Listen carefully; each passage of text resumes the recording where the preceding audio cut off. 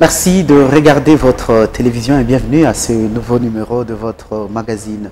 Aujourd'hui, on a un débat sérieux sur l'entrepreneuriat parce qu'il y en a qui pensent qu'à ce stade, l'entrepreneuriat ne devrait pas être considéré comme une science à part entière parce que non légitimée par les autorités et les institutions tutélaires de la science officialisée, alors que d'autres pensent que l'entrepreneuriat serait déjà un domaine scientifique de par l'exigence de planification stratégique, la réflexion analytique et l'exécution systématique que l'entrepreneuriat propose. On se pose la question dans cette émission si l'entrepreneuriat serait déjà une science. Nous répondons à ces questions avec Passia Kapafoulé qui est notre invité. Bienvenue. Merci beaucoup, Monsieur Marquis, pour cette question. Je suis content vraiment d'être ensemble avec vous. Et pour répondre à cette question, par rapport à l'entrepreneuriat, je peux dire dans les termes exacts ou les mots exacts de l'entrepreneuriat, plusieurs personnes ne les considèrent pas comme une science, bien sûr. Pourquoi? Parce que l'entrepreneuriat n'a pas de règles et de lois universelles.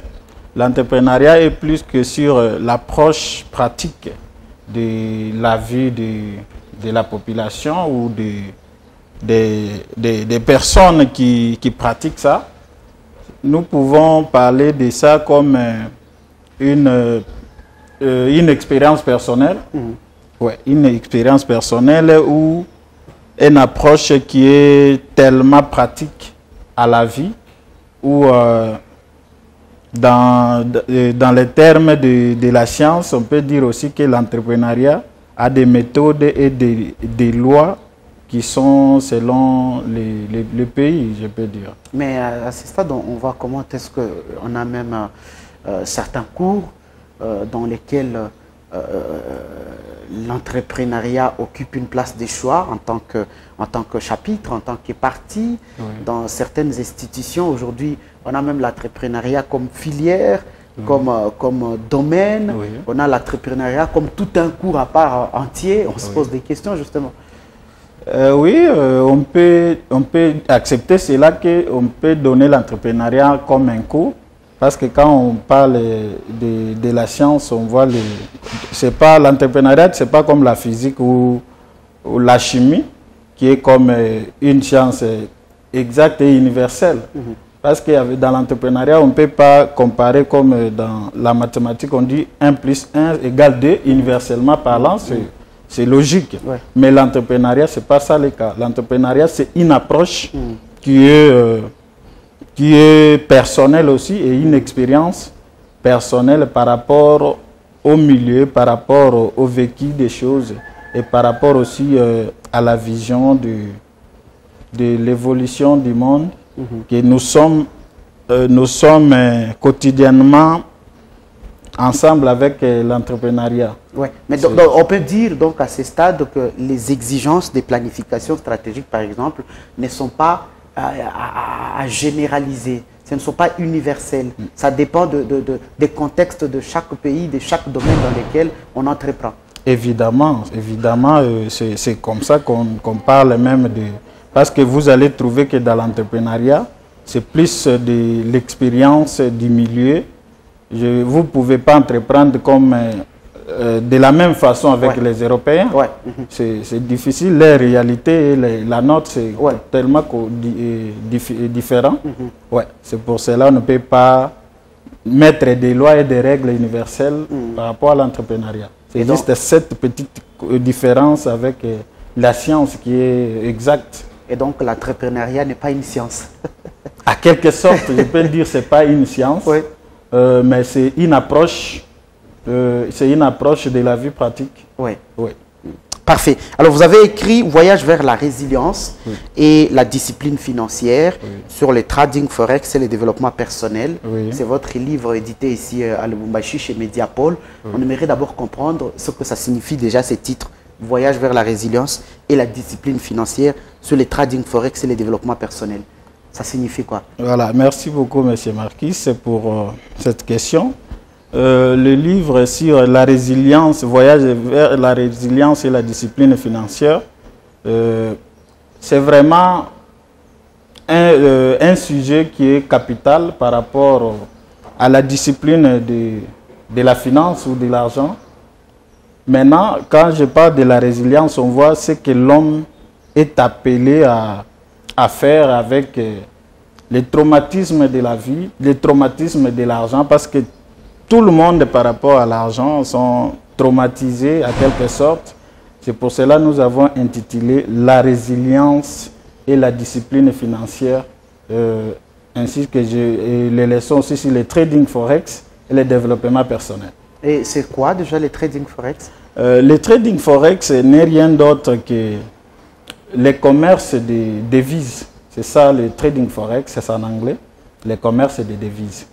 Est-ce que le trading est de l'entrepreneuriat lorsqu'on fait du trading? Oui. Lorsqu'on fait de ce que vous appelez la discipline financière, Oui. lorsqu'on se donne au développement personnel, Oui. est-ce qu'on entre pleinement dans le domaine de l'entrepreneuriat? Bien sûr, qu'on retient selon votre explication, qui n'est pas une science, mais comme une approche qui vient justement appuyer.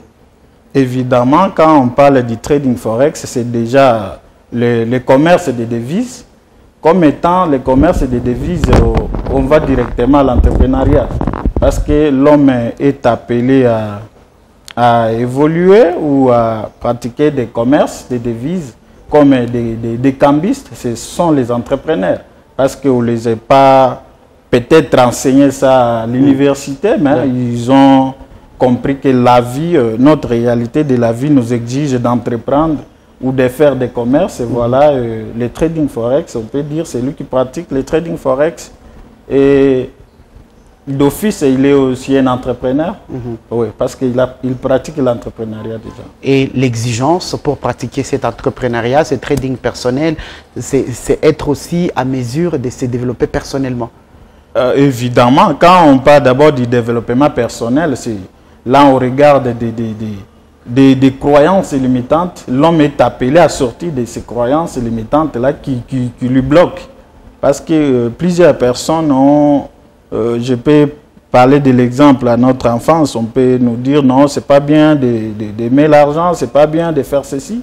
Mais quand tu grandis, tu comprends que non, ça ne m'aide à rien, ou l'argent est la racine de tous les maux. Mais il faut sortir de ces croyances. Quand tu sors de ces croyances, tu es en train de se développer personnellement. C'est ça ce qu'on peut comprendre du développement personnel. Ce sont les approches personnelles, les limites ou les pensées négatives. Il faut sortir des pensées négatives et avoir des pensées positives pour son développement personnel, quoi. On a envie de comprendre ce qu'apporte ton livre dans le domaine de l'entrepreneuriat aujourd'hui, qui n'est pas encore une science. C'est quoi l'apport de ces livres? Voilà. Merci beaucoup. L'apport de ces livres a plusieurs... J'ai parlé de plusieurs choses dans ces livres qui vont aider plusieurs personnes. Je parle aussi de marketing des réseaux ou le marketing relationnel. Nous avons trouvé beaucoup de gens ici, précisément dans la ville de Lubumbashi, qui étaient piégés par manque de connaissances sur le marketing des réseaux. Qu'est-ce qui s'était passé? Je prends l'exemple de 2021 ou 2022. Il y avait quelque chose qui était sorti comme Buyware.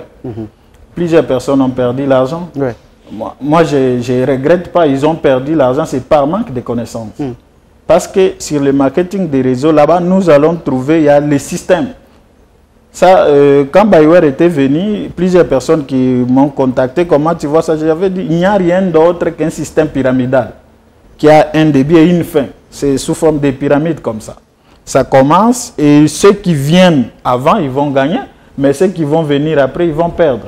C'est logique, c'est un système pyramidal, mais quand on n'a pas ce genre de connaissances, on va diaboliser tout. Parce qu'on n'a pas été informé ou enseigné de ça. C'est pour cela que je suis venu avec ces livres pour essayer d'éclairer l'opinion publique par rapport à ce qui se passe avec le réseau et à ce qui se passe aussi avec le trading forex. Parce que là-bas, vous allez voir que le trading forex, ce n'est pas un système pyramidal.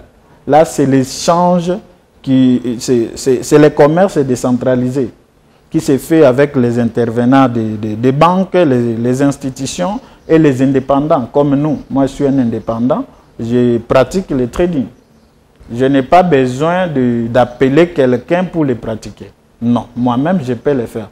Or, ce qui s'est passé avec le système pyramidal ou le système des réseaux, pour gagner, il fallait appeler les gens.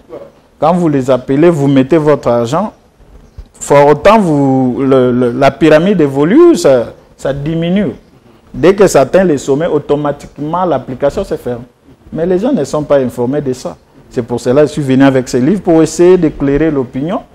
La différence entre le trading, forex et les systèmes des réseaux, le marketing des réseaux. Tout à l'heure, vous parliez justement de ce que même un cambiste, oui, c'est un entrepreneur. Oui. Et on a envie de savoir, parce que cette idée, on l'avait dès le départ. Oui. On s'est dit qu'on avait affaire aux commerçants. Oui. Voyez, donc, et le petit commerce en faisait par exemple partie. Oui. Mais aujourd'hui, l'idée qui submerge, qui inonde, c'est entrepreneuriat ou rien. Alors, on a envie de savoir, est-ce que l'entrepreneuriat a tenté de révolutionner ce qu'on savait d'habitude comme étant commerce ou commerçant? Ok. Oui, le monde est en train d'évoluer à un niveau exponentiel. L'entrepreneuriat, chaque personne est appelée à entreprendre. Parce que si vous êtes, par exemple, un employé de l'État et que vous avez votre salaire, parce que la différence avec les entrepreneurs et les employés, est basée sur la sécurité. Les employés ont peur de l'insécurité, ils préfèrent la sécurité. Maintenant, les entrepreneurs, ils vivent de l'entrepreneuriat. Ils pratiquent ça au quotidien. C'est pour cela que nous avons parlé des cambistes tout à l'heure. Ce sont les entrepreneurs. Parce qu'on ne les a pas enseigné ça, mais ils font face à la vie quotidienne. Cet entrepreneuriat aujourd'hui a modernisé la conception de ce qu'on avait, de ce qu'on savait, de ce qu'on avait couramment comme commerce ou comme petit commerce. Évidemment, parce que quand on parle de ça, vous allez vite comprendre qu'avec l'évolution, comme l'homme est appelé à faire face aux différents défis de la vie, il est appelé à s'adapter, parce que l'homme est appelé à évoluer aussi. C'est pour cela que vous allez voir les gens qui font la cohérence de la science et l'entrepreneuriat, c'est à cause des règles aussi ou les normes. Parce que tu ne peux pas commencer comme ça sans étudier les milieux. Ouais. Or, quand tu étudies les milieux, tu as pratiqué directement la science. C'est cette cohérence-là que nous pouvons aussi parler de l'entrepreneuriat, la science, parce que tu dois étudier des méthodes, la faisabilité des choses. Ce qu'ils sont en train de faire, c'est l'entrepreneuriat. Le cambiste ou les petits commerçants, ils sont en train d'entreprendre. Et le monde est en train d'évoluer. Avec ça, vous pouvez voir une personne qui a commencé tout petit en train d'évoluer, c'est de l'entrepreneuriat. C'est un peu ça. Alors, lorsque vous parlez du trading forex, vous dites que le principe qui m'a aidé à rester solide face aux tempêtes du marché et à me relever après chaque chute. Il y en avait par exemple, notamment, la persévérance. J'ai vu que tu nous aides un peu à commenter, à argumenter cette section, par exemple, de votre livre en ce qui concerne aujourd'hui l'entrepreneuriat. Ok, merci beaucoup. Et vous allez vite comprendre qu'avec le livre que j'ai écrit, La résilience et la discipline, vous allez voir que la résilience, c'est après plusieurs chutes que l'homme fait face. Nous sommes appelés à persévérer, à résister face aux tempêtes, face aux difficultés que nous allons rencontrer. Parce que dans l'entrepreneuriat, ce n'est pas des roses. Non, dans l'entrepreneuriat, c'est des difficultés. Après des chutes et de se relever, c'est à l'école qu'on nous a dit que l'échec existe. Mais dans l'entrepreneuriat, l'échec n'existe pas. Parce que vous allez comprendre que la différence entre ceux qui ont échoué et ceux qui ont réussi, c'est d'abandonner. Ceux qui ont réussi, ce qui veut dire qu'ils ont échoué, ils n'ont pas abandonné. Et ceux qui ont complètement abandonné, c'est les gens qui ont échoué. Or, à l'école, c'est là où on dit non, il a échoué, oh, il n'est pas intelligent, ceci, non, mais dans l'entrepreneuriat, ce n'est pas ça. Après chaque essai, on apprend toujours. Dans l'entrepreneuriat, c'est l'apprentissage. On n'échoue pas. Échouer, c'est l'abandonner. Si tu n'abandonnes pas, tu ne peux pas échouer dans l'entrepreneuriat. Et tu parles souvent justement du développement personnel, et tu as affirmé ici que l'entrepreneuriat ne serait pas pris aujourd'hui comme une science, mais on voit aujourd'hui les entrepreneurs recevoir par exemple des formations sur le développement personnel, sur le management, qui sont par exemple aujourd'hui le management, une science à part entière. Évidemment. C'est la même chose même que j'ai parlé sur le management, parce que dans chaque chose, il faut toujours étudier cet aspect des choses. Vous ne pouvez pas, bien sûr, entreprendre sans avoir des connaissances. C'est là où vous allez même dire que non, l'entrepreneuriat, c'est une science. C'est parce que vous allez étudier la faisabilité des choses. Et vous allez étudier aussi les conséquences ou mesurer les risques par rapport à ce que vous voulez faire. Et vous allez voir que dans le trading, les choses qui vont vous permettre d'évoluer, c'est la discipline et le money management, ce que nous appelons là-bas. Parce que je prends d'exemple, par exemple, les choses qui sont en train d'évoluer, comme on a vu en 2020, pendant le Covid, un sac de farine qui arrive à 100 000. Maintenant, avec une personne qui n'a pas des études par rapport à l'évolution des choses, il ne va pas mesurer les risques qu'avaient les pièges là. Admettons, tu prends tout ton argent, tu peux payer beaucoup de sacs de farine pour venir et vendre à un prix qui est déjà tellement élevé. Quand tu viens avec beaucoup de sacs, ça veut dire que ça n'est plus recherché. Et ça diminue le prix dans les marchés. Quand ça diminue le prix dans les marchés, vous avez carrément chuté par rapport au prix d'achat. C'est ça, c'est pour cela dans l'entrepreneuriat, il faut toujours étudier, avoir les outils capables d'analyser la faisabilité des choses. Alors, on va s'interroger par rapport aux perspectives, par exemple, de ton livre, qui vient ajouter un plus dans ces secteurs si vastes, si élargis, Voyage vers la résilience et la discipline financière sur le trading, forex et les développements personnels. C'est quoi déjà la perspective par rapport à un tel ouvrage dans un monde rempli aujourd'hui de plusieurs livres par rapport, par exemple, à ces secteurs et ces domaines? Mon livre sur la résilience et la discipline financière, et surtout qui parle de trading, forex et du développement personnel, vous allez comprendre le trading, plusieurs personnes ne comprennent pas comment ça fonctionne.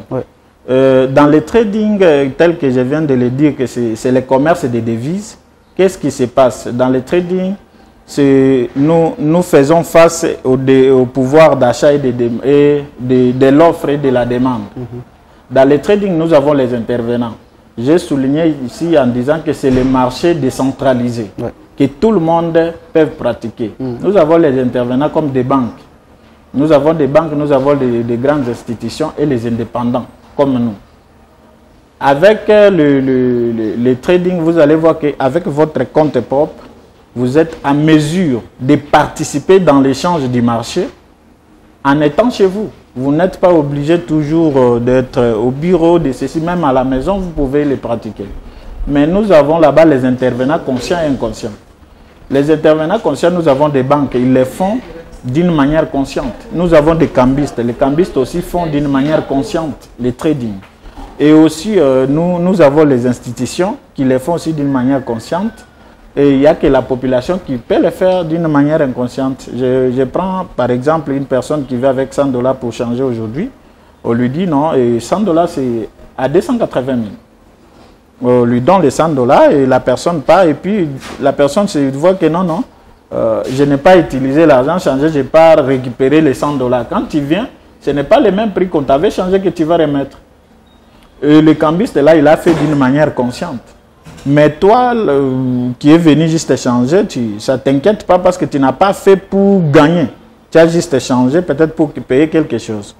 Et je prends aussi l'exemple, si tu pars aujourd'hui à Kasumbalesa, tu n'es pas obligé d'entrer avec les francs. Là-bas, il faut changer en kwacha. Quand tu changes ça, tu payes par exemple, tu as 100 000 francs, on te donne peut-être 600 kwacha. Tu entres en Zambie et tu ne l'utilises pas. Quand tu reviens pour qu'on te redonne ton argent, au lieu qu'on te donne les 100 000, on te donne peut-être 90 000. Mais tu as perdu. Mais celui qui a fait ça, il a pratiqué le trading d'une manière consciente. Mais toi qui as changé, tu n'as pas fait ça pour gagner. Mais si tu avais fait ça pour gagner, on peut dire que tu as perdu. Pourquoi? Parce que tu n'as pas étudié le taux d'échange, d'achat et de vente. Or, dans le trading forex, là-bas, nous étudions le taux d'échange et le taux d'achat et de vente. C'est l'offre et de la demande. Ça s'impose aujourd'hui comme discipline trading ou soit comme domaine d'activité financière? Oui, ça s'impose aujourd'hui comme domaine d'activité financière. Parce que si aujourd'hui, tout le monde espère d'être engagé, c'est pour cela que l'entrepreneuriat a un grand rôle dans ces pays. Nous ne pouvons pas, nous tous, être engagés par l'État. Les jeunes aujourd'hui doivent se réveiller, doivent quitter de leur zone de confort. Parce que être dans sa zone de confort, c'est avoir peur du monde. Il faut conquérir le monde. Les choses sont en train d'évoluer. Le trading, ce n'est pas aujourd'hui que ça a commencé, ce n'est pas aujourd'hui que ça va finir. Et vous n'allez pas attendre que non, on a fermé. Non, c'est un réseau décentralisé. Ça n'a pas un centre ou quelqu'un qui contrôle ça.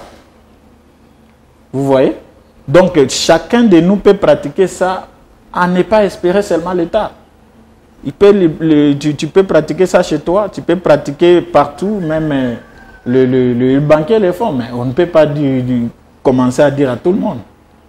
Mais ceux qui ont besoin de la connaissance, qui cherchent la connaissance, trouveront toujours la connaissance. Est-ce que ça s'inscrit aujourd'hui dans le cadre, par exemple, des monnaies électroniques comme les bitcoins?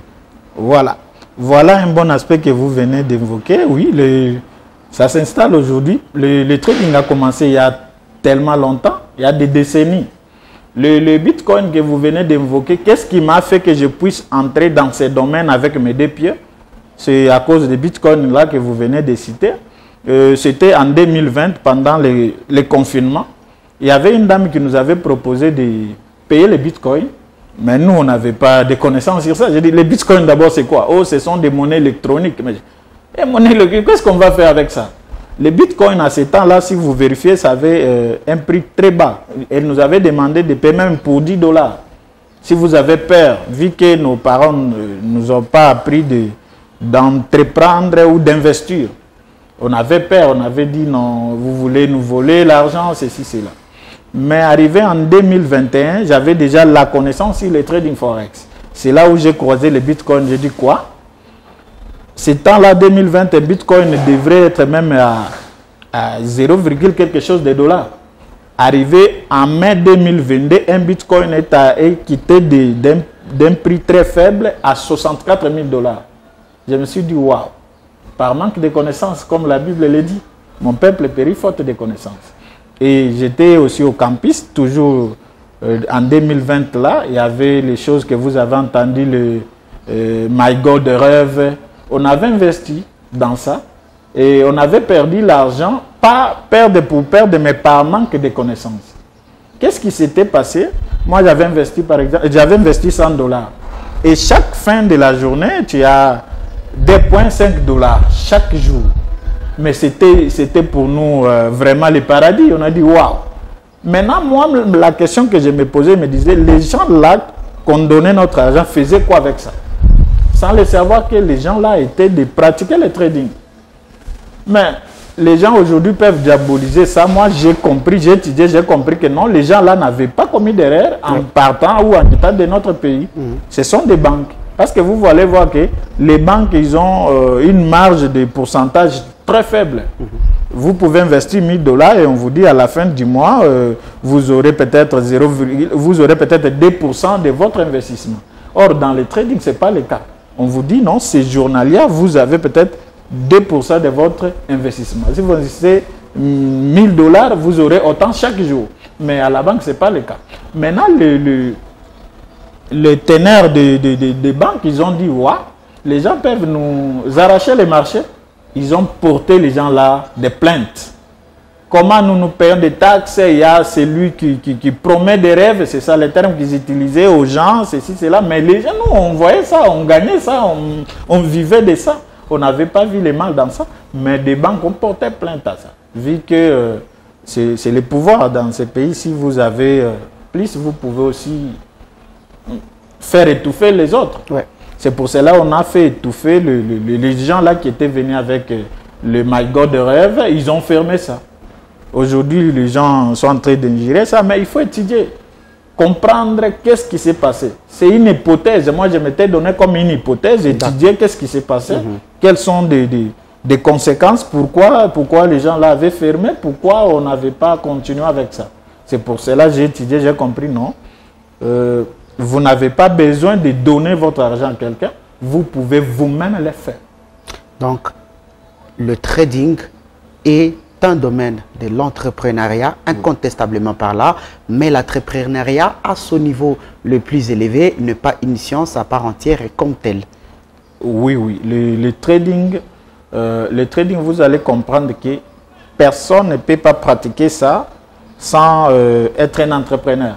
Parce qu'un entrepreneur, c'est un homme qui a déjà fait face à plusieurs obscurs, qui a surmonté et avancé. Ouais. Dans l'entrepreneuriat, vous allez comprendre que vous n'allez pas, comme par exemple, je prends euro et dollar, parce que là-bas, vous allez pratiquer seulement avec les paires de devises.